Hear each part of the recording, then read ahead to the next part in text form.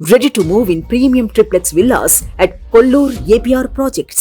మీరే నా సైన్యం అంటూ వాలంటీర్ల గురించి చెబుతున్న జగన్మోహన్ రెడ్డికి చంద్రబాబు వ్యూహాత్మకంగా చెక్కుపెడుతున్నారు. వాలంటీర్ల ఉద్యోగాలు ఉన్నాయో పోయాయో తెలియని విధంగా జగన్ ప్రకటనలు చేస్తున్నారు. వాలంటీర్లను పోలింగ్ బూతుల్లో ఏజెంట్లా కూర్చోబెట్టే ప్లాన్ చేసుకుంటున్నట్టు టాక్. ఈ క్రమంలోనే వైసీపీ ప్రభుత్వం నియమించిన వాలంటీర్లకు చంద్రబాబు లడ్డు లాంటి వార్త చెప్పారు. ఉగాది పండగ వేళ రాష్ట్రంలోని వాలంటీర్లకు టీడీపీ జాతీయ అధ్యక్షుడు నారా చంద్రబాబు నాయుడు బంపర్ ఆఫర్ ప్రకటించారు.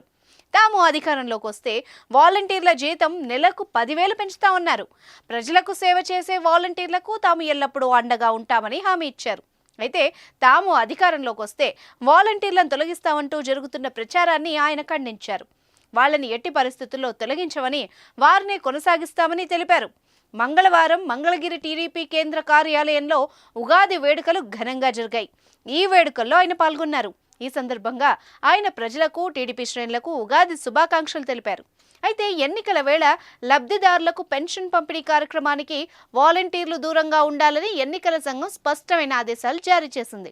ఆ క్రమంలో లబ్ధిదారులకు ఏమాత్రం ఆలస్యం కాకుండా పెన్షన్ అందేలా చర్యలు చేపట్టాలని ప్రభుత్వ ప్రధాన కార్యదర్శి జవహర్ రెడ్డికి టీడీపీ అధినేత చంద్రబాబు లేఖ రాశారు. తెలుగుదేశం అదే మరి ఎన్డీఏ మేమందరం 3 పార్టీల కూటమి హామీ ఇస్తున్నాం. మీ ఉద్యోగాలు తీసేయం, వాలంటీర్ వ్యవస్థ కొనసాగిస్తామని మరొక్కసారి మీ అందరికీ హామీ ఇస్తున్నా. ఉగాది రోజున, పండుగ రోజున తీపి కబురు మీకు అందరికీ ఇస్తాం.